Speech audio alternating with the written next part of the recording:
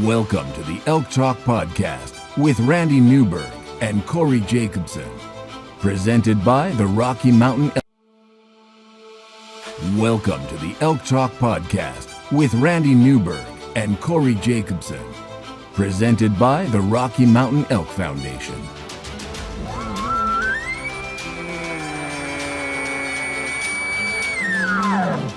The goal is what little you and I know about elk hunting, we share with people.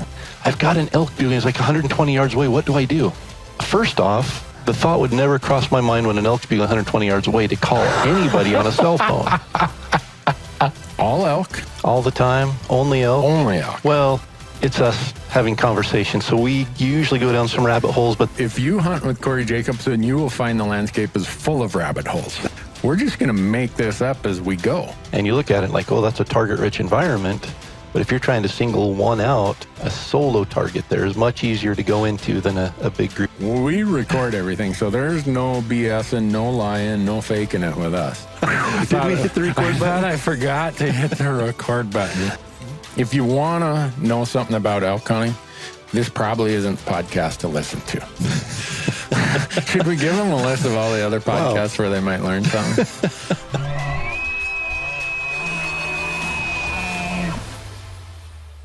Corey Jacobson, how's life in Idaho? It is cold and clear. Yeah? Yeah. It's cold and clear here also. We're supposed to get a foot of snow in the next few days. So it's a good thing I'm going to do a sports show over in Seattle so I can leave my wife to have to blow all that snow out of the driveway. You planned that just right, didn't you? Yeah, that's what she says. You look at she says you look at the weather and that's when you leave town and leave all this snow to me. It's like, honey, these trade shows get set, a year in advance. But you don't want to argue that. Yeah, but I mean, going to a trade show in Seattle? She might have a case there. You might truly just be skipping out. Yeah, I should get paid, not that I get a paycheck here, but if I sent one of my employees there, I'd pay them like hazard duty pay or something to go to trade shows. Not just Seattle, but anywhere. I just got back I did sheep show, and then I flew from Reno to Vegas for SHOT Show, and then I left SHOT Show and I flew to Oregon to go and do 3 days of duck hunting. So, wow.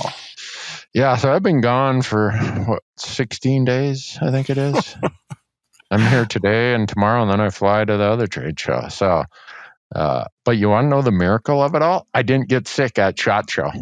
I think after you've gotten all the other stuff you've gotten in the last 3 months, I'd imagine your immune system is either gone or highly boosted. Yeah, I think they should take antibodies from me and just inject everybody with them, because I've been exposed to pretty much every current virus, hooboo, itch, pox, canker, you name it. And I think I'm good for the rest of the year. Yeah, I don't know if that's something you go around bragging about. There's just some things that you don't start the sentence with, I don't mean to brag, but yeah, that's one of them. But anyhow, while I was gone, it did snow, and it snowed the first day I was duck hunting in Oregon, and Kim called. She asked me, how's it going? I'm like, oh man, we shot limits today. How are you doing? She said, well, that wrist surgery I had really makes it hard to run the snowblower. I'm like, uh-oh. My anniversary's coming up next month, and I may not make it to my 36th anniversary if it keeps snowing while I'm gone. So just one more thing to add to the list of things you don't brag about, Randy. Yeah. So who did I call this morning? The guy who runs the plow truck. I'm like, there you go.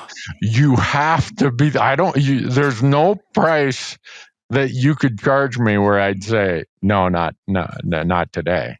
Because my marriage could hang in the balance here. So my elk hunting future hangs in the balance of whether or not this snowplow guy shows up to plow my driveway when we get this foot of snow over the next few days. Man, I wish we were getting a foot of snow. We're supposed to get a little, but Not that. It is warming it up, though, the storm coming in. It's been minus 15 pretty much every morning, and it gets up to about 20 degrees or so has been the high. Yeah. But we're supposed to get up to like 34 over the weekend, and lows are only supposed to be in the teens and 20s, so it's like a heat wave. Yeah. Well, that's one of the trade-offs. I get tired of shoveling snow, but I'd rather have more mild temperatures and some snow than just that, 20 below stuff. That elk and deer they burn so many calories and so much of their energy staying warm when it's that cold that it's really, really tough on them. And it also, that weather makes it tough to trap. I've got wolf traps out, and it's just so cold that snow just crystallizes on top of them. And so I have to go and, we check them within every 72 hours anyway, but I've been going and refreshing them and putting fresh snow on top of it, trying to keep them from completely locking up. But well, by the time this publishes, I think the Wyoming deadline will have just passed. So if you miss that, folks, your only hope is to buy a point between July and whatever, November or something. Yeah, join the other 200,000 people, non-residents, who buy points there. Do you think folks in Wyoming? So I've often wondered this, because this is the downside of being a nerdy accountant. I still have spreadsheets going back since they started their point system of what the churn has been, the churn rate, and what percentage of people apply versus how many just buy points. In Wyoming has the lowest percentage of people who actually apply. They have the lowest churn rate, considering they give away about 8,000 non-resident tags. Wow. And so it has me wondering, is Wyoming just one of those states where the real avid guy who's got a ton of money is buying points for his, the pool guy, the lawn care guy, the Amazon delivery guy, and so he's buying points for 20 people so that every year he averages and he draws a general tag and he gets back to zero. Well, then he goes and gets the guy who mows his lawn and says, hey, we're going to average this year. And so how many point buyers are in that pool, I wonder? Because the number of people who apply in Wyoming is about 15%. The other 85% just buy a point. I think a light bulb just went off in a lot of people's minds with you saying that, and that might not be a good thing. I had never even thought about, I could apply other people there, and it's only, $50 for a point or whatever? Yeah. You don't have to buy a license there or anything. I just got done applying in Arizona, which I'm guessing we'll probably talk about here next. But I just bought a point this year, and I'll explain there. But I started all of my kids when they were 10 in Arizona. You can buy $5 points. Yeah, $5 for a youth license and $5 per application. So I could get them points for 3 species and a license every year for $20, which was a heck of a deal until they turned 18. And now with 3 kids who are all 18 or older, I'm starting to think we need to start applying and get these kids out of that point pool, because it's costing me a lot of money. Yeah. Either that or you tell them, pay for your own license in your own point. And I will, but I started them in that, and I told them that when they draw, I get to go with them. So I want to make sure that I have a solid argument here that when they draw, I've paid for it all the way up, and so they have to take me. Well, that's where Arizona is a little bit higher threshold than the $50 point in Wyoming. Yeah. What is it? $160 for the license, and then a $15 application fee, and da-da-da-da-da. So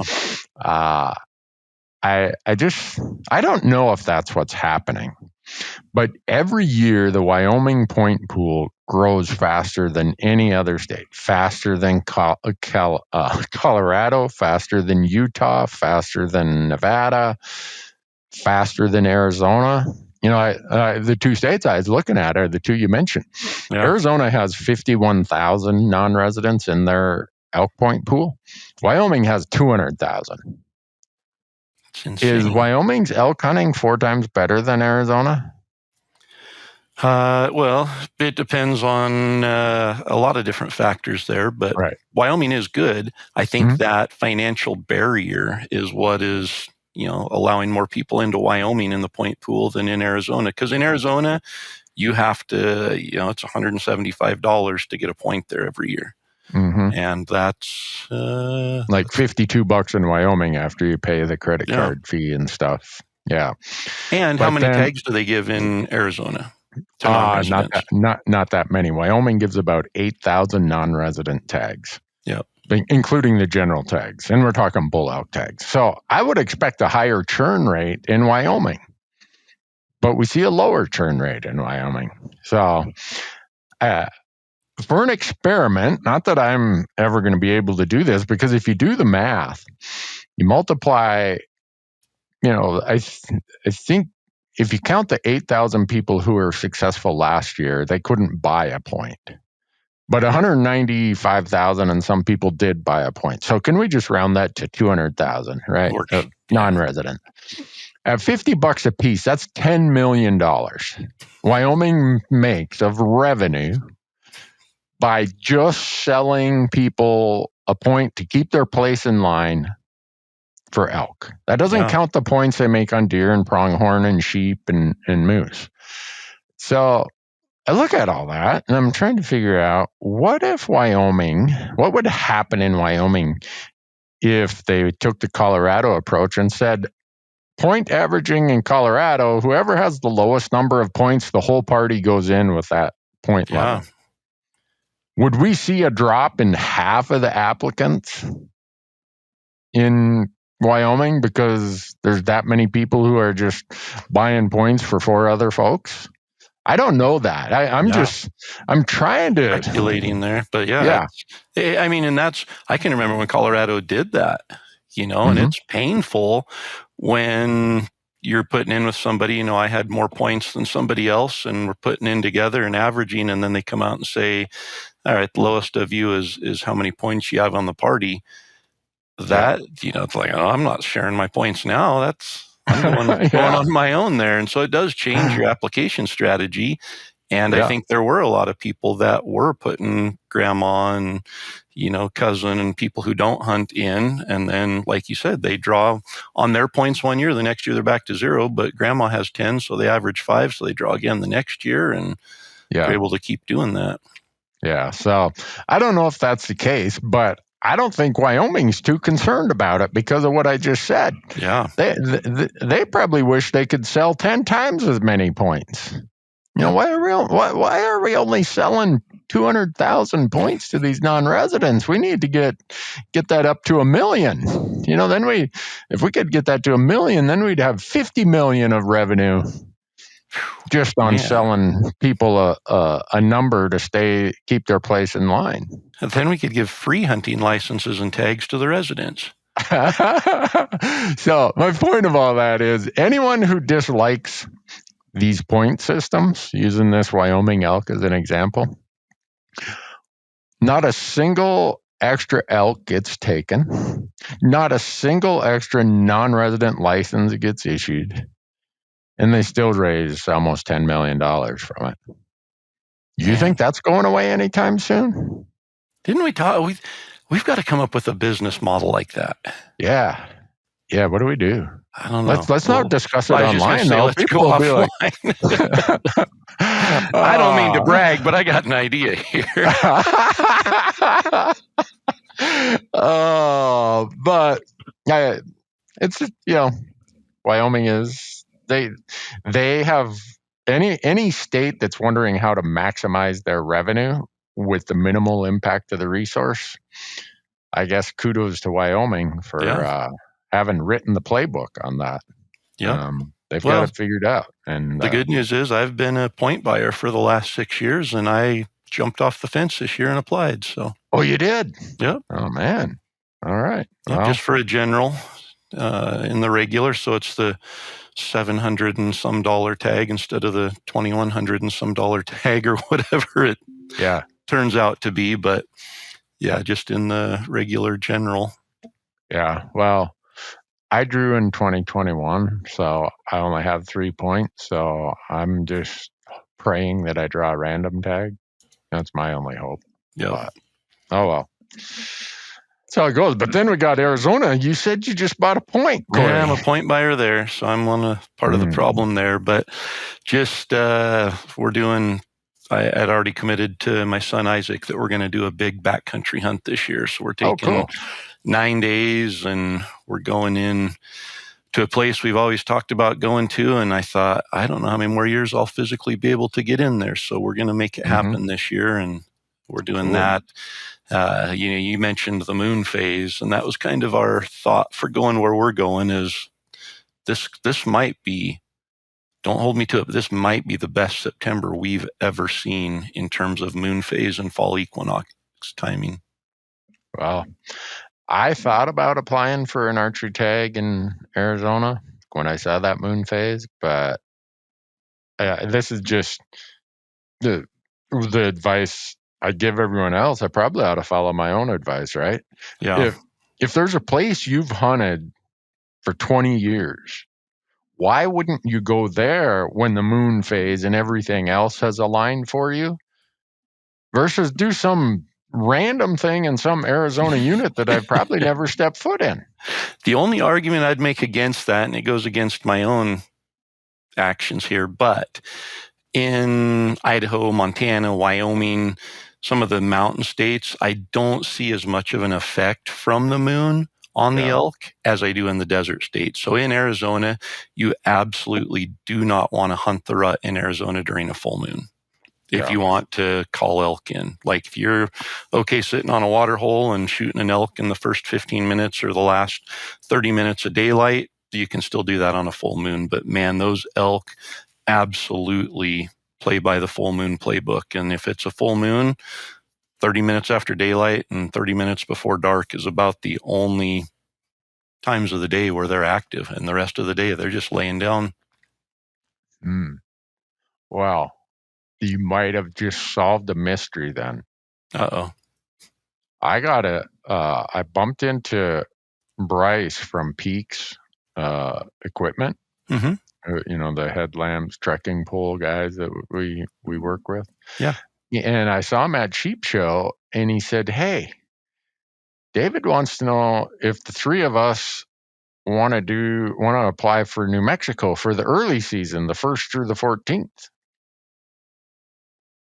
Oh, I said, "Well, what about Corey? He's a way better archery hunter than I'll ever think about being." And I don't know if he mumbled this or what he said, something about like you were busy, or I can't remember. Maybe he didn't even ask you because he knew what your answer would be. But now it sounds like I'm getting talked into applying in New Mexico during the full moon period of early September when it's going to be hotter. And look at you. I can see Corey on the screen. He's just shaking his head like, man, you are dumb. I'm just about done with my annual article I write on the best week to hunt elk in 2025. And the full moon hits on September 7th this year, meaning the first entire week of September is going to be going from a half moon to full moon. And then the second week is going to be going from full moon back to half moon. But both weeks are going to be incredibly bright from a moon phase standpoint. And so that doesn't bode well when you couple it with the potential for hotter and drier weather.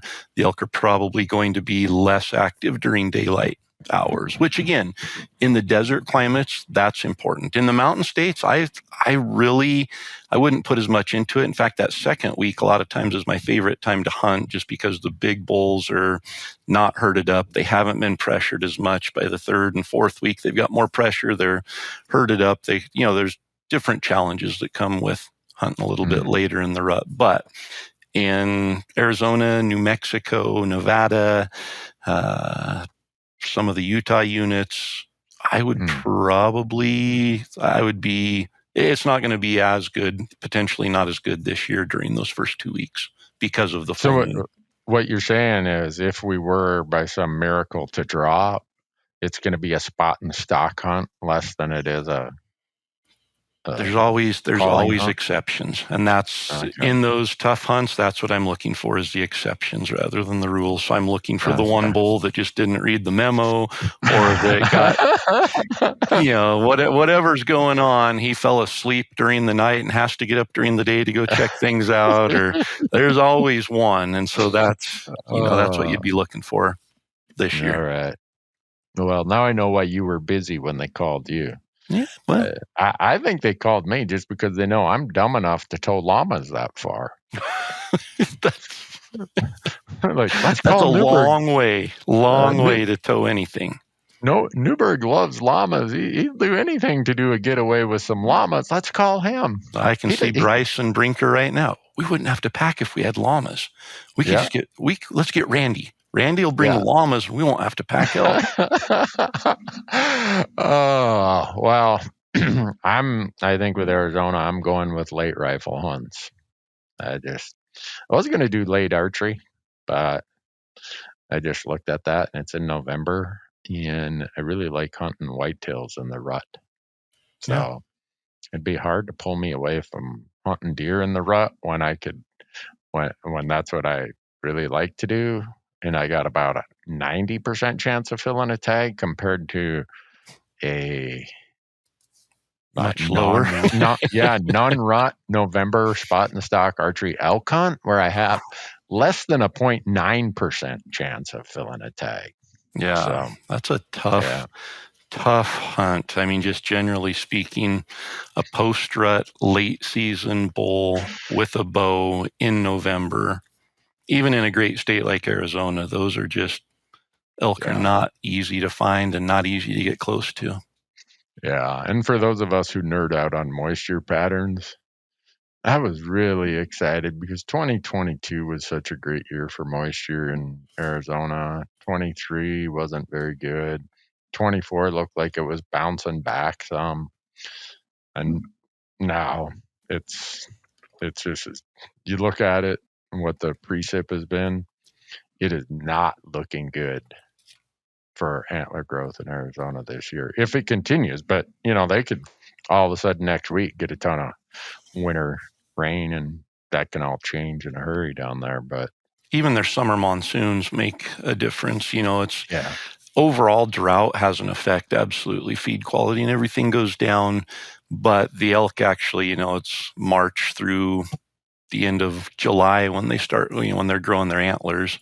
And so if you do get those summer monsoons, it can contribute to better feed and better antler growth. But if you want the best antler growth, it's going to be the overall drought situation in addition to the summer monsoons, and that's going to create the best formula. So here we are. The deadline's February 4th, and unless someone's got a crystal ball they want to share with me, I have no idea what it's going to look like in Arizona, but only having 3 points, I probably don't need to worry about it anyhow. Well, if people have points and if they are looking at hunting during the rut, this would be a year to do it, because the new moon hits on, I think, the 21st, and the fall equinox hits on the 22nd, meaning the peak of the rut, the estrus cycle, usually kicks in sometime around that 22nd to, I'd say, 25th time frame. And when you have a dark moon during that time, that means the elk are going to be more active during the day when the rutting activity is at the peak. And so this could be a good year. I think that, what are the season dates? Like September 12th through the 25th for archery in Arizona this year? Yeah, I think that's what they are. Yeah. So, I mean, you're talking prime moon phase during that season, and good dates. The big bulls are going to be rutting 20th to 25th. I would say, generally speaking, you're going to find some mature bulls that are rutting. This would be a good year. Yeah, I'm pulling up Go Hunt here, and it already has the updated season dates, and the 12th through the 25th. So, but now everybody who had been thinking of applying in Arizona this year, like, would you guys just shut up? The 7 people who listen to us, even if they all applied, it's not going to change the odds of drawing. But no, I thought long and hard, about should I do it? Because I do. I talk a lot about the moon phase in Arizona, and the dates are good. The moon phase is good. But I haven't really locked in on what unit I want to go to yet. And I've got 19 points. And so I'm just kind of, wow. Well, you get to that point and you're scared to pull the trigger sometimes. So I've got a little of that apprehension going on, in addition to the commitment to Isaac to hunt with him. So Corey, I'm looking at, I'm here on Go Hunt, and I'm looking at your 19 points. I know. You got a lot of options ahead of you, my friend. I know. I'm not going to be, 19 years from now, I won't have 19 points again in Arizona. I'm not going to wait that long. I'll do late archery or late rifle hunts down there as well in the future, but I want this one to be a hunt. Like, this is kind of pinnacle when it comes to a draw hunt. Yeah. Well, I'll never have 19 points because I'll be long into the dirt before I gain 16 more points, I'm sure. But so anyhow, your deadline, folks, is February 4th. If you want to do a ton of research, go out to Go Hunt, and it's got everything you need. It's got more and more stuff coming. Use promo code Elk Talk, and you'll save a bunch of money. You'll get a bunch of credit in the gear shop to buy cool stuff. So yeah, I was down there over SHOT Show. I stopped in because, they've been entertaining some of our crazy ideas of what we think would make for more useful draw stuff. And given the new advancements in technology and modeling and artificial intelligence, it's like, oh boy, when people see this is going to be interesting. Really? Yeah. I was like, because you and I tell them, you should do this, add that. And a lot of people tell them that stuff. And so you never know how much of it they're really working on, because there's a ton of things to work on. Yeah. But, this is pretty interesting. I think it's going to roll out for this feature I'm talking about. I think there's 7 states that they're going to have it for here pretty soon. So hopefully on the next podcast we can talk about it. I was going to say, you've got me in suspense and anticipation here. But so that's kind of the time of year, right? This is what we're all focusing on. Is how do you get a tag? Started panicking. I realized that this week was the deadline for Wyoming, and that kind of triggers. It seems like there's deadlines every couple of weeks from here on out now, and so I had to look and make sure I hadn't missed anything yet. But well, did you miss Alaska, Corey? I wouldn't say I missed it. I haven't missed Alaska since I left there. I didn't figure that was high on your list of places to return to, but I think the next one is New Mexico, and we'll talk about these in more detail in upcoming podcasts. But after Arizona, I think is New Mexico, Montana, Colorado, Utah, Nevada, and then Oregon, then Idaho. Oregon and Idaho. Yeah. Well, we got a little bit of a gap until New Mexico. I think it's mid-March, like the 19th this year. So we've got a little gap here. But Wyoming is Friday the 31st of January, and then Arizona is February 4th. So 4th. Yeah. 2 of them right here. Yeah. Yeah, in Arizona, if you miss out on Arizona, you don't get to go buy a point. Yeah. It's punitive. Not only do you miss building a point for this year, but you lose your loyalty point if you've been at it for the last 5 years. Yep. That's why I would never entrust something this important to an application service. Yep. I mean, they probably are flawless, but they're not. We've seen that. Yeah. Like the one year when they mailed everything to the wrong address, and then they asked for relief, and Arizona Game and Fish said, nope. That was the year I drew my last tag.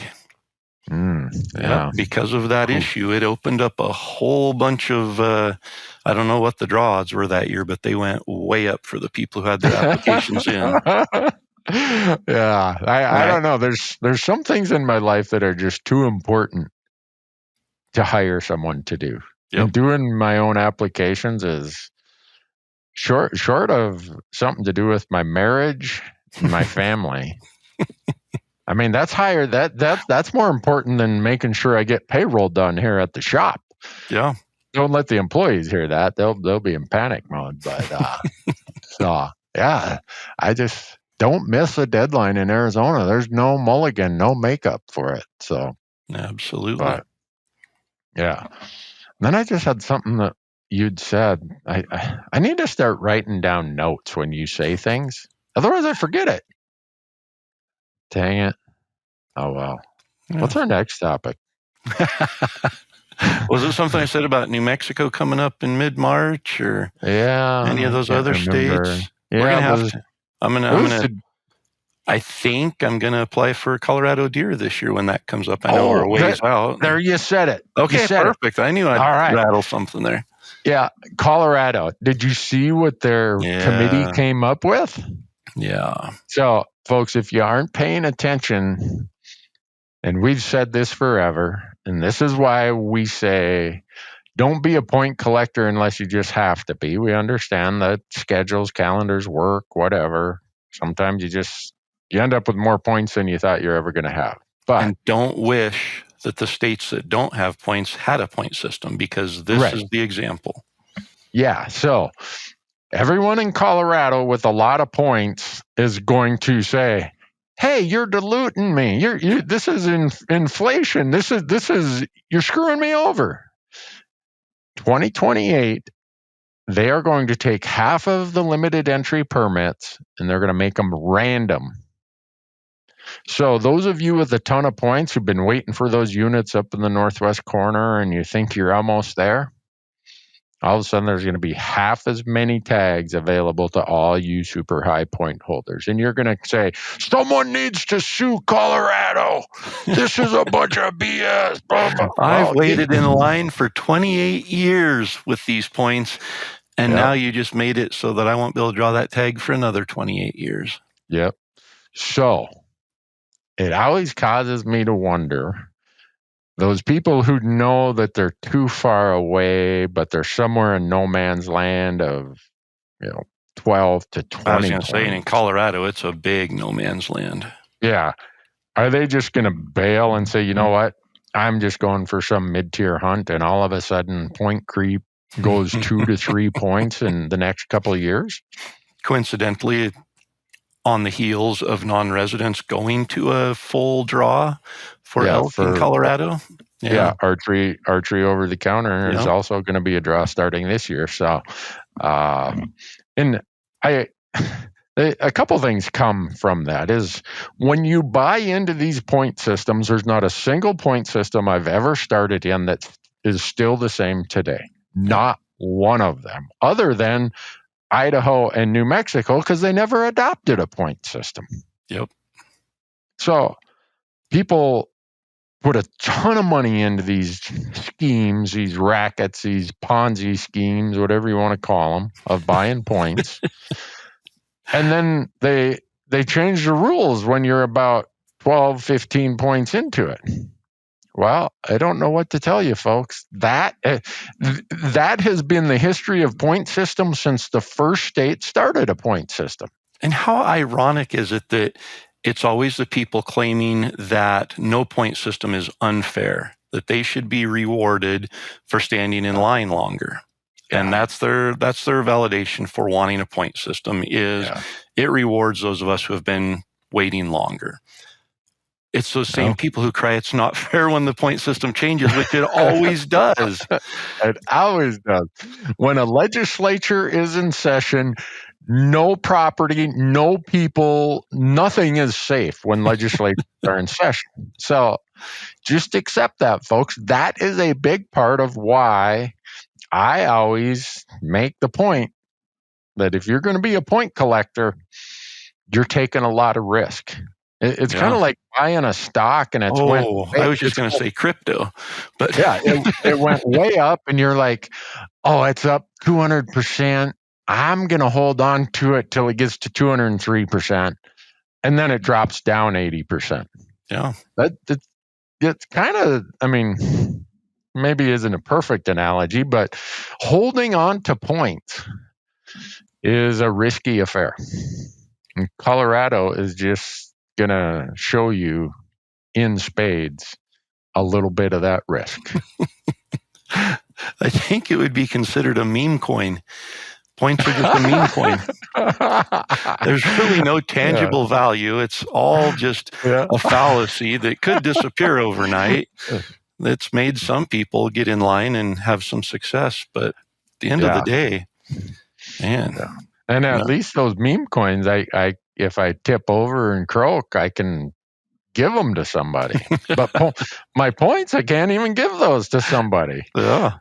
Even though we get so many emails saying, why is it that I can't will or pass along my points when I die? Because that's the law. Yeah. If you think a lot of people are just being point collectors now, imagine if you could hand those off to somebody. My grandma, before she passed on, she'd had 30 or 40 points somewhere if I had anything to say about it. Yep. Grandma, let me do your will for you. I want those points you got there in Nevada. Yeah. So anyhow, that's the point. That's the point of the point system. Yeah. When you were, I hadn't written it down, but I wanted people to know that in 2028, Colorado is going to change things. Now, those people with low points, like I'm starting to get back to the middle of the pack. So it's like, you know what, it really isn't a big deal to me. The low point holders are going to be like, oh yeah, look at this.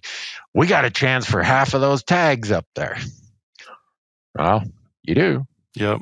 But look, your odds are not going to be high. No. But I wonder how many people are going to reallocate their budget to Colorado. Because now there's a chance. Yeah. Right? There's a chance, a very slim chance. There's so much changing, especially on the Colorado landscape. You've got all new system this year for non-residents for archery over the counter. It's all draw. There's no more over the counter stuff. You've got wolves that have previously been released and more. I heard there were 15 in the last month or something that were released there. Yeah, they just released 15 more. So they aren't doing well enough on their own. They're going to supplement that, make sure that it ramps up and gets to the levels that will be destructive to elk. So you've got that. Then you've got this change coming in 2028. By 2028, who knows what Colorado is going to look like for hunting, but it's going to be different than it is today. Yeah, guaranteed. That's about the only constant in all of this stuff. If you're a multi-state applicant or you travel, even say you live in Iowa and Colorado or Wyoming is the only state you only apply in one state. The only constant is that whatever state it is, it's going to change. Yeah. We don't know how it's going to change. We don't know why, but it's changing. So that's why I've always looked at it as these increase my probability by a slight amount every year, and I'm just going to apply. I'm not. It's a rare event for me, and this part of this is when you get to an age where there's a fix in front of your age. I've only been 60 for a couple months now. But I can't even tell you how much that changes your outlook on things. Because you see a lot of obituaries where people are younger than you. Yeah. And I know this sounds morbid, Corey, but you really start thinking about that stuff. It's like, you know what? Anyone in their 60s who applies for points, you're either really an optimist or you're really ignorant. You don't understand probabilities or life expectancies. So, either that or you've been doing it your whole life like you and I have, and it's just habit. Yeah, habit. Yeah, bad habits. But so, anyhow, that's just important news updates that people probably want to think about. Oh. Well, what do you have on the good front? Anything positive going on? Oh yeah, the Elk Foundation just announced another big conservation enhancement project that they did. Let me see here. In Southwest Wyoming, a bunch of people probably got this email today. But the Elk Foundation announced that a landowner, husband and wife in Wyoming, just put 6,987 acres of premium elk habitat in a voluntary conservation agreement, often called a conservation easement. And they also they've been recognized as the Wyoming Game and Fish does a cool thing. They pick certain landowners and name them the landowner of the year for things like access and habitat and, all the conservation things that help with wildlife. That a landowner doesn't have to do that, but so many landowners love wildlife and they have a great conservation ethic. Well, this family, also a big part of their ranch, is enrolled in Wyoming's walk-in hunting areas.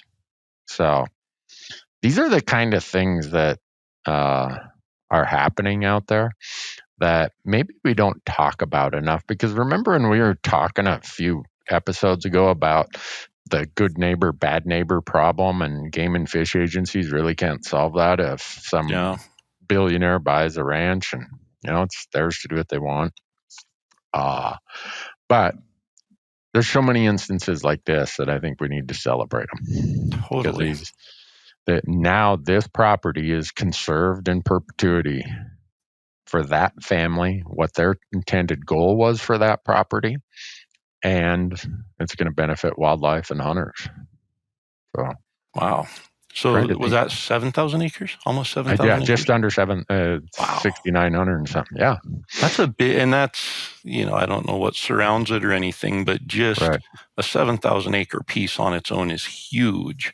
And if it provides even more access to other areas that might have been landlocked, those opportunities just are exponential. Yeah. So that's just one example. These are happening all over the place. Probably next week, I got to go up to Helena here. Our legislature has, I'm going to try to say this politely, people who are seldom right, but they are never in doubt. They never doubt their own self-confidence when it comes to certain things, but they hardly ever know what they're talking about. And as a CPA, I've done multiple conservation easements for my clients. I'd say, I don't know how many clients considered it, and it doesn't work for everybody. But some people just say, I don't ever want this subdivided.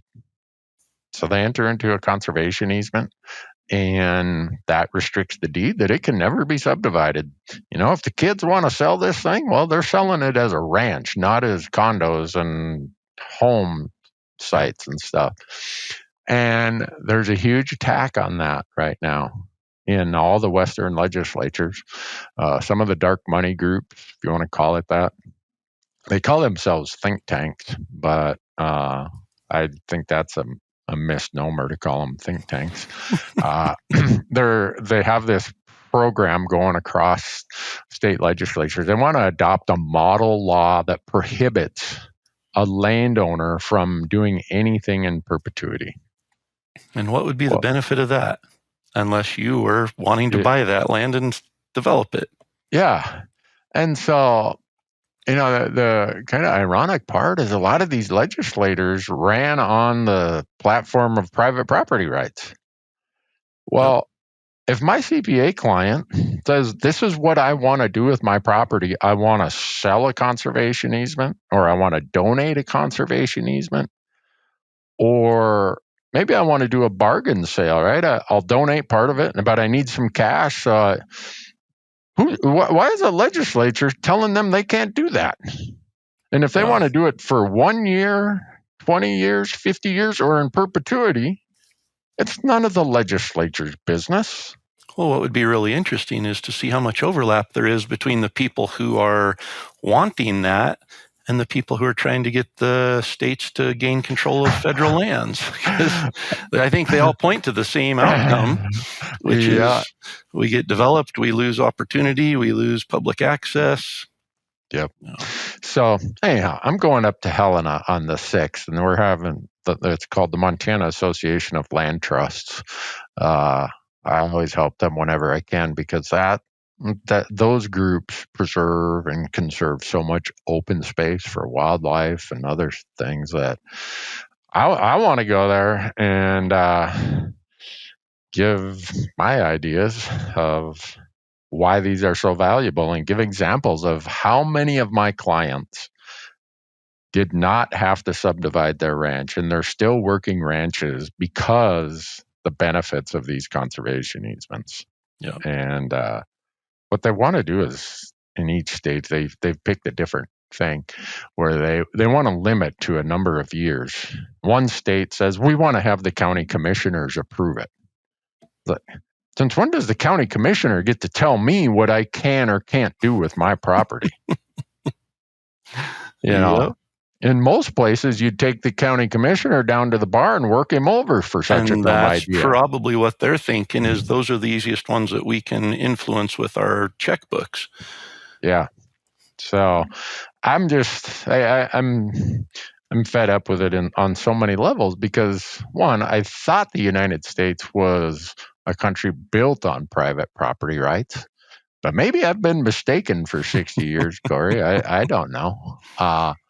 And I look at what's happening. Maybe I live in one of the epicenters of this, of just growth and subdivision and people just piling into a spot like they are here in Bozeman. And I can drive down any of the roads around Bozeman and say, this place is under a conservation easement. This landowner put it under a conservation easement. And the reason I know is their 800 acres or 300 acres or 2,000 acres isn't subdivided. Yep. And all around them where people didn't do that, and that's the choice of someone not to do it also, is subdivided. So I see it every day. There's a lot of tax. If you don't allow these landowners to do this, you're taking away some huge tax mechanisms for them. And whether it's the income tax benefits, which very few of my ranch clients ever made enough income to utilize the income tax side of it. Yeah. But on the estate tax side of it, that's where it makes a difference, because if you die and you're over the estate tax threshold, you got 9 months to come up with the cash to pay a huge estate tax bill. And a lot of times the only way to do that is to sell the property and sell it to a subdivider. Yep. Or a developer. So if you don't let these landowners have these conservation easement tools, that's what they have to do. Yep. But if they do an conservation easement in perpetuity, then it gets valued lower for estate tax purposes, and we've pretty much all of them, we structure it so we don't really care about the income tax benefits. It's pretty small. But the estate tax benefits of not having to sell the ranch to a developer is why we did just about every one of them. Yep. So why would we want to pass that tax burden on to these families who have spent their entire lives, and probably their parents' and grandparents' lives, scratching out a living on these ranches? And we want to take that away from them? And that's what's so interesting. I mean, there's so many different aspects of private property rights. And, it's not just, it's private or it's public.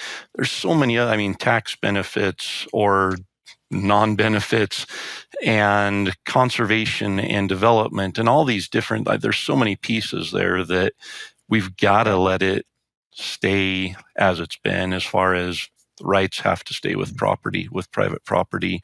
Because if we take that away, you see at the end of the day, it's all about money. It all comes down to somebody looking to try to get their hands on something that doesn't belong to them so that they can turn it into more profit and then move on, not thinking about the future, not thinking about the importance of ranches, not thinking about the importance of conservation and public access and all of these. So private land is important. I think the more we can do to incorporate access, whether that's through conservation easements or other routes that the state agencies can come up with, but those are important conversations to have. It's like the federal land being turned over to the state. That's not the answer. The answer is change the policies that are causing the mismanagement on the federal land. Let the federal government still maintain ownership and management of it, but make the management more efficient and more effective for what it needs to be.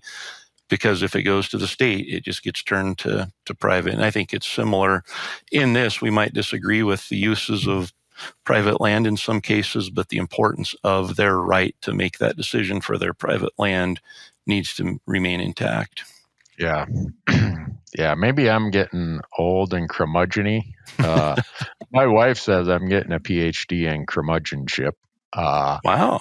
And I take that as a kind of a badge of honor. I don't mean to brag, but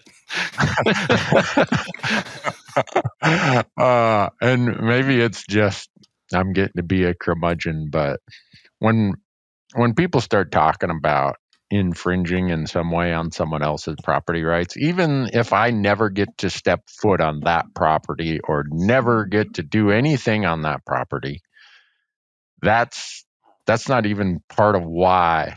My own self-benefit of what I could do on that property is not why I'm wound up about this. It's because it can't be on both sides. When it becomes over your self, benefit, that's when things get skewed. Yeah, and that's why I will go down with the ship. I mean, I'm going down swinging on this conservation easement thing because it violates my ethos of how important property rights are in this country. Yep. And it's going to be really hard for me not to swear. My wife says when I get that mad, I swear a lot. And usually what she does, she gives me something to hold in my hand or something like a little string around my finger, right? When you're a kid, that was to remind you that you're supposed to bring your homework home. Well, my wife has these little things about, now when you start getting mad, just think about this. That means you can't swear. Because I grew up in a logging family where cussing was an art form. And in our hunt in Oregon this weekend, there's some audio that's going to have to be cut. You said you went duck hunting, right? Yeah. Oh, yeah. Man, you deserve to be swore at just for going duck hunting. But I know, but I love duck hunting. I know some people have no use for it. But Matthew, that's his passion in life, is duck hunting, waterfowl hunting. So, but yeah, when I'm out in the Columbia River in an alpaca, inflatable raft, and there's barges going by and the current's dragging me down the stream because I have to chase somebody's decoys who put them on too short of a lead rope, the language is adult. And did that somebody happen to be related to you? Yeah. Yeah, that makes it even worse. Yeah, so when you go out there, this is just simple physics, And the guy's an engineer, so I'm trying to figure out why an engineer wouldn't understand this, but it's nice and calm. He lays his decoys out, and they're sitting there. Well, along comes a barge that creates a wake about 3 feet high. Well, when that wake lifts that decoy that floats, there's not 3 feet of remaining slack. So it lifts the anchor up and it moves the decoy out a little further in the current. And after about the third barge that comes by, someone says, I think our decoys are floating down the river. And I'm like, yeah, well, I better get the little, rubber ducky aired up here so I can send one of you guys out there. Then I got to thinking about this, it's January, it's 20 degrees. The Columbia River is, I don't know how deep, but it's a mile wide and very deep. Like, well, if someone's going to go down here, it may as well be the old guy. So if somebody's going to be exposed to frigid temperatures, it should be somebody that was raised in Minnesota. Yeah. So I put my life jacket on and I'm out there paddling around and trying to catch up with a dozen decoys. risked life and limb for $80 worth of decoys. Wow. But not to mention you were already out there duck hunting anyway. So yeah. But anyhow, were you just talking about people who are low on intelligence and high in confidence? Yeah, I was. Okay. I was referring to legislators. But, I know you were. Now, I'll admit, I did not foresee the barges coming and creating those wakes and lifting the decoys. That did not occur to me until it started happening.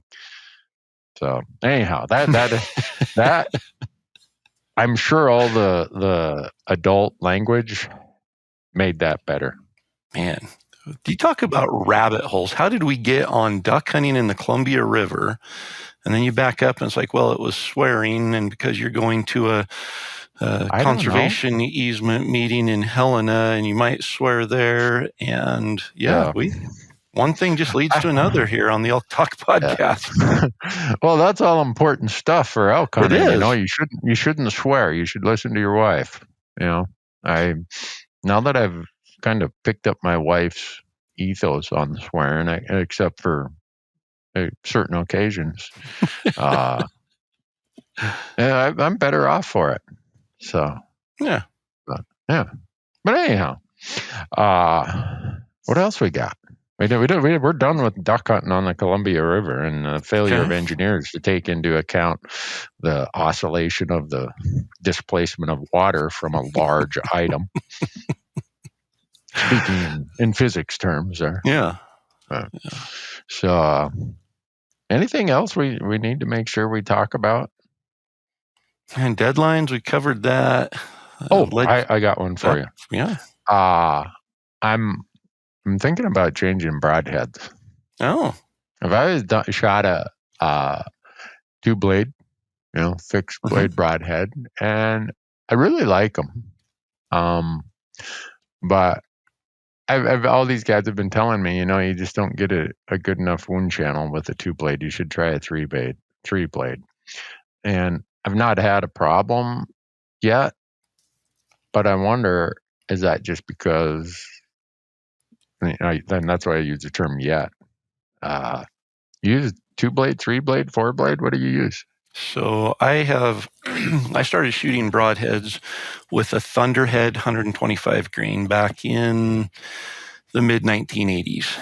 And so there was one year, I shot them for quite a while. They were inexpensive. They were readily available. I was buying my own broadheads on a very limited middle school, high school, college student budget. But I decided at one point, there's got to be something better. So I tried several different broadheads, and I've hunted with 2 blades. I've hunted with 3 blades. I've hunted with 4 blades. I've actually hunted with mechanicals.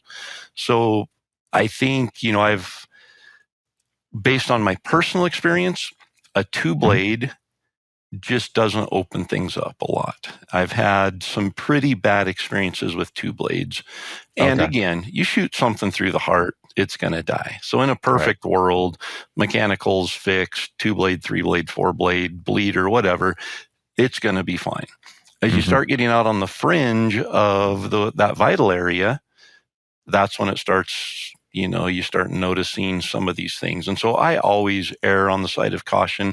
What's going to give me the best performance when things don't go perfect, which I've learned in bow hunting, things very rarely go perfect. And so I want to be prepared for when they don't. So with that being said, a 2-blade, even a 2-blade with little bleeders, has not provided me with the kind of blood trails that I prefer. And it just hasn't opened up a large enough wound channel to create those blood trails so that I'm able to follow an animal to the end of the blood trail if things aren't ideal. Mechanicals versus broadheads, there's a lot to be said there. My preference again is a fixed broadhead, and the reason why: mechanicals fly way better. They can open up and create a much bigger wound channel. So it's, I'm contradicting myself a little bit, saying, well, a 2-blade doesn't open up a big enough wound channel, that's why I don't like them. Well, mechanical can open up a giant wound channel when it opens up all the way and expands. But there's also a potential for mechanical failure, and I've seen it where they don't open or they open at the wrong time, and they've come a long way. They're better. There's no doubt. But on a big animal like an elk or a moose or something, I just steer clear of mechanicals. And I've personally seen mechanicals on elk not penetrate with a good broadside rib cage shot.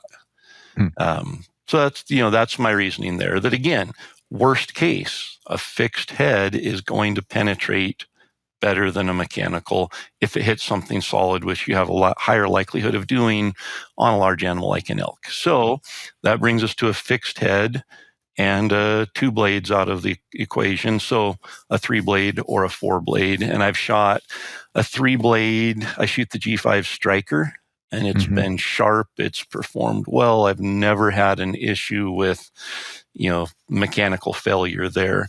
The problem with fixed blades sometimes is they don't shoot exactly like your field points. You shoot all summer with field points, you put on a broadhead, and all of a sudden your bow's not shooting. Your arrows aren't shooting the same. Your bow's actually shooting the same. Your arrows just are more affected by it. So it does take a little bit more tuning, a little bit more precision on the bow, but we should be doing that anyway. I think mechanicals just allow us to be a little bit lazier and get the arrows to fly more similar from one setup to another with some potential. And I'm not going to say it's a high potential, but any potential in my book. I'd rather get my bow dialed in and tuned in and shoot a broadhead that I know is going to perform rather than, it should perform good, but there's a chance it might not. Yeah. Well, that's these 2 blades. I'm always impressed with how well they match my field points. Yeah. And I don't know if it's their balance, their design, or whatever, but I'm very impressed with that because I have had some of the experiences you mentioned about using fixed blades that it's like, dang, I knew I had bad form, but I'm really seeing how bad my form is with these. And you do. Yeah. So, and then, you shoot something like a bison with a 2-blade. And you're like, well, that's going to completely penetrate a bison and stick in the off shoulder. Why am I even considering this? But the flip side of that, a bison has a vital target area about the size of a beach ball. And you should be able to put one in the vitals. Yeah. So I'm just weighing all that stuff, and I guess sometimes I have too much time to contemplate things, but I have been really pleased with the flight of the ones I use. But I don't know, I'm just thinking about it, and we get a ton of comments about it. But I'm with you, because I mostly hunt elk. I would never go to a mechanical, and again, like you said, they usually are going to perform very well, but the probability of them having a failure is higher than it is with a fixed blade. So, and if there's one other good thing about getting old and you get Cadillacs and stuff in your eyes, you'd only need about a 30-yard pin. So, you're not talking about, when you're my age, you're not taking the 80-yard shots. You probably aren't taking many 40-yard shots. So, but no, and I've shot, I shot an axis deer with a mechanical at 3 yards. So obviously the performance is going to be a little different. But it did great. It cut a great big hole. It expanded just like it should. Everything was good. But you hit an elk in a rib or something where a mechanical is potentially going to deflect or stop. A fixed head can penetrate that and go in there and still do the damage it's intended to do. And then, the 3 blades I shoot 3 fletches on my arrow. So I've just always thought, well, a 3-blade broadhead will line up good with that and shoot well. So G5 came out with the Striker X, which is just like the Striker, but with 4 blades. And I thought, well, that's not going to fly good. But I put it on and it flew just like my field points, just like the 3-blade. And I thought, well, 4 blades is better than 3. And so I've been super impressed with the penetration and the devastation that 4-blade does. And it's not been the 3 fletches on my arrow. don't affect the flight of it. So again, I have put them on and shot a couple times and thought these aren't hitting where my broadhead is. And my first thought isn't, I need to find a new broadhead. It is, what's wrong with my bow? And a little bit of tuning on the bow, and I can get them to fly the same. So it just gives me more confidence knowing my bow is dialed in and tuned and set up correctly, and I can get all these different broadheads to shoot the same as field points. It provides more confidence than if I was to say, oh, they aren't shooting as good and it's really close to season, I'm just going to put on a mechanical because I know it'll fly good. There's going to be a little bit of a lack of confidence in the back of my mind throughout the season doing that. Yeah. Well, usually it's not my bow setup. It's the operator error. And there's always that. When I was at SHOT Show, people always ask your opinion about things. And I shoot what I do because it's worked for me forever. And it's always interesting to hear people nerd out on, I was going to buy this and I was going to buy that, as if buying something more expensive was a replacement for more practice and better talent.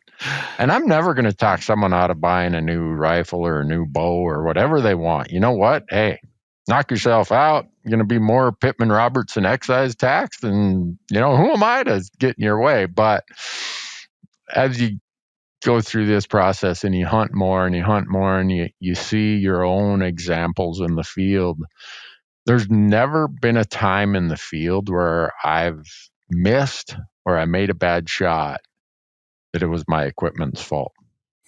Not any that I can think of. Every one of them have been my fault. I got in a hurry. I did something wrong with my form. I didn't follow through, whether that's a rifle shot or a bow shot. So I never want to be that guy who thinks somehow technology and spending money is going to be a replacement for my own practice and my own familiarity with my gear, because it's just hard to find bad gear these days. It is. You'd almost have to go out of your way. Yep. No, I'll say, I think gear provides confidence. And so, and like you said, if you're confident in something, and all of my discussion on broadheads there are going to be people that shoot a 2-blade broadhead that are going to feel defensive. And you should. If you're confident in it, then me sharing what I'm confident in, that shouldn't detract from your confidence. And that's not what I'm trying to do. This isn't a debate about who's right or who's wrong. But in my experience, those are the factors you have to consider, pros and cons on the different kinds of broadheads. But if you're confident in something, and there's going to be somebody that said, I've shot 50 elk in a row with a 2-blade and haven't had one make it out of sight, that's great. That guy needs to keep shooting 2-blade broadheads, because the more confidence you have in your gear, the less things you're going to think about and the less mistakes you're going to make. Yeah, that comes with experience and practice with that gear. The old saying, beware the guy who has one rifle. He probably knows how to use it.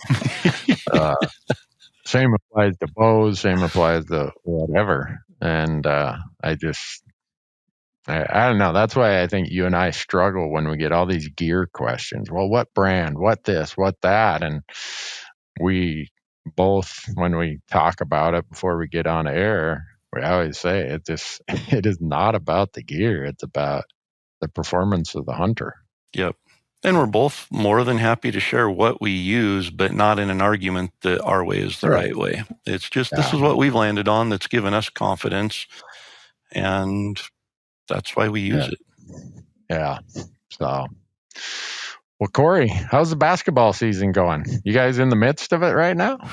It's been a rough one this year, and kind of self-imposed a little bit, self-inflicted rough start to the season. But I'm helping with the varsity team this year, and I kind of talked to the coach and said, I think I'm getting close to being done. And he said, well, will you help me with varsity for for one more year. And Sam's a senior, so it's a free bus ride to all the away games, which is not, that'll be the thing I miss the least about coaching, is being on a bus for 3 hours one way to a game. But, we decided last year the varsity, both JV and varsity, were 19-1, I think, in the regular season last year. Varsity got to state, won districts, won the conference, got to state, and stumbled a little bit. Well, not a little bit, a lot. Lost the first round in a game that we felt we should have won, just because I don't think we were prepared in pressure situations when things aren't going our way. So this year we thought, well, we're going to sign them up for a couple tournaments where they're going to go and play some of the best teams in the state in the big boy level, the 6A level and 5A, and knowing that we weren't going to win some of those games. These are schools that have 3,000 students and we have 300 students. And so we're just competitive. We aren't going to be as competitive, but we're going to learn and we're going to implement that. And there's always the fear that if you do that, you're going to take some confidence away at some point, or, get used to losing a little too much and kind of take some of the fire out.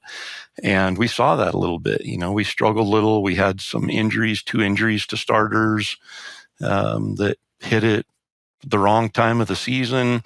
And so we did stumble and we lost a couple conference games that maybe we shouldn't have lost. And but we rebounded. And last week we beat the number 1 team in our conference by a lot.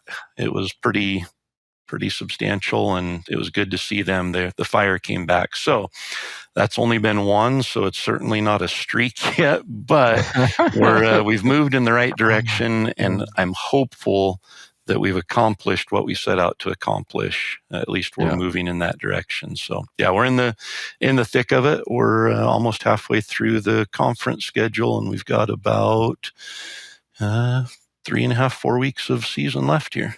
So. So what you're saying is you purposefully put them through these rigors because you want them to be mentally set to be public land elk hunters someday. Well, you can't be a good elk hunter if you aren't used to losing. Yeah, that's my point. People probably don't realize how much the challenges of life, I don't care if it's sports or it's work or whatever, those things just you develop life skills of how to cope with that and keep your attitude in check while you're going through that. And then you get to see, you come out the other end and you're stronger for it and you're better for it. And that's the same applies to public land hunting. It does. Just feel strongly that failures, if you want to call them that, like you've said before, there's never a failure. It's just a learning lesson. Yeah. And I think I've said for a long time that the best lessons are learned through failure. You can learn through success, but not the same way you learn through failure. And when you learn through failure, you have to learn to overcome challenges. You have to learn to fight through difficult situations. And it's a lot more than just public land hunting, life in general. I think, elk hunting teaches us a lot of life lessons, the same as life lessons teach us a lot of elk hunting lessons. And that's something. We're in the middle of Destination Elk right now, and we went 8 days without bringing any food with us this season. And a lot of the comments are, "This is stupid. You already know how hard elk hunting is. Why are you making it harder?" That's we aren't doing it to make it harder necessarily. I mean, we are. There's the challenge aspect of it, but you see people that go hungry. You see these reality shows and stuff, and there's an internal part of me that just wants to know, can I do it? What does it take?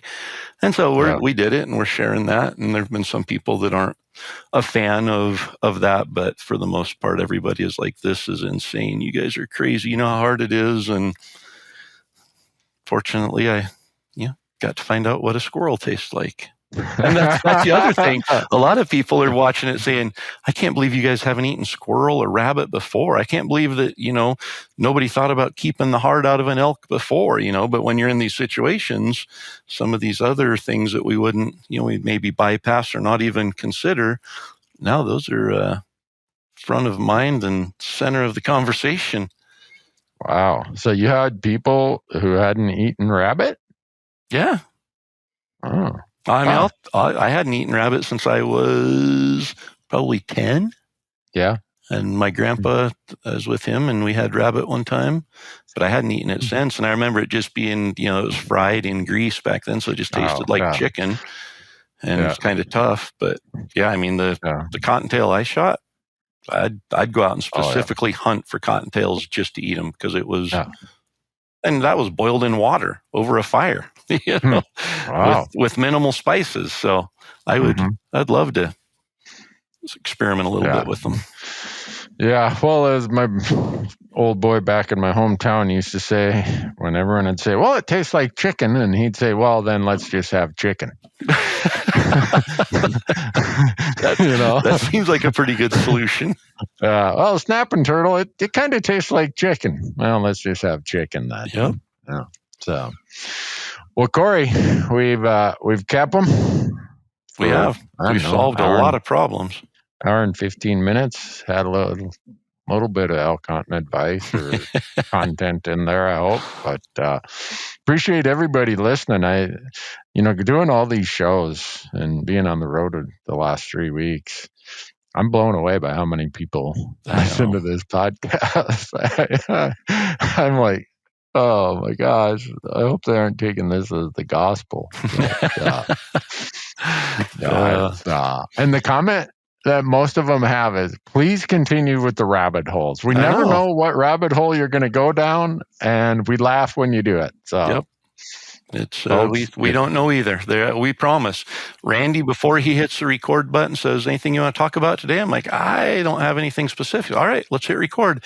And that's how we start. Like, there's not a cheat sheet. There's no predetermined topics. Nope. It is literally, let's talk about what is front and center today. So yeah, if we had a cheat sheet, I wouldn't have forgot the whole Colorado thing that you've kind of brought to the front of my mind. That I had to talk about mule deer to spur your thoughts. Yeah, I know. I mean, that's why rabbit holes are so important. Yeah. So anyhow, I appreciate everybody who listens and who shares it and who comments and sends us emails. And we hope that you'll all become members of the Elk Foundation, and you'll advocate for every resource essential. That's right. To the future of elk hunting. So that's all we can ask of them. We could ask more, but it'd be kind of like complaining.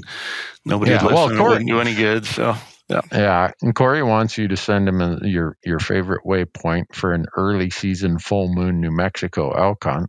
Did I say Corey wants that information, or did Randy want it? They know better than to send it to me. They know I'd never go there and do that. Yeah, I don't know if I'm going to go. I might decline. I might be busy that week. You just put that out publicly, and I guarantee you Bryce and Brinker are going to hear wind of that. Yeah, well, I think you're on their team. You're wearing a Peaks t-shirt right now. Well, so even if they don't listen to this podcast, you're probably going to rat me out and say, I guarantee I will. I'm going to text Bryce as soon as we get off of this. Well, I told them we're going to have them on the podcast because I had him on a podcast when you were, I don't know what you were doing. I think you were starving yourself for Destination Elk, actually, when I had him on the podcast. And Brinker had some speaker malfunction or headphone malfunction or microphone malfunction or something. It sounded like you played Black Sabbath at 78 speed on your little, back when you had the phonograph player. Wow. And I never thought I'd hear Randy Newberg talking about Black Sabbath. I've never listened to him, but there used to be a thing about that. I know. What was that? Cheech and Chong or something said they played Black Sabbath at 78 speed. So, yeah. See, another rabbit hole, right? There you go. So, anyhow, that's do you know who the lead singer of Black Sabbath was? Have no idea. Ozzy Osbourne. Yeah. Well, now I know. I've never listened to it. That freak. I wouldn't listen to anything that guy had to say. You don't have enough love or money to get me to listen to somebody like that. What's crazy is his lyrics and music are more understandable and audible than his actual speech. Really? Yeah. He sings clearer than he talks. Oh, well, another rabbit hole. Yeah, Ozzy Osbourne was in Black Sabbath. Shows how much of that kind of music I listened to growing up. If it wasn't Merle Haggard or Hank Williams Sr. or something like that, George Jones, I probably didn't get a chance to hear it. Yeah. Because if I would have played something like that on my grandma's phonograph, she would have got the broom out and beat me with it. So anyhow, we better go, Corey. I'm going to get us deeper in the mire here. So, but anyhow, folks, don't play Black Sabbath at 78 speed is all I got to say about that. There you go. Take care, everyone. Words of wisdom from Randy. Yeah, we better sign off now. It's going downhill fast. Take care. We'll see you on the next one.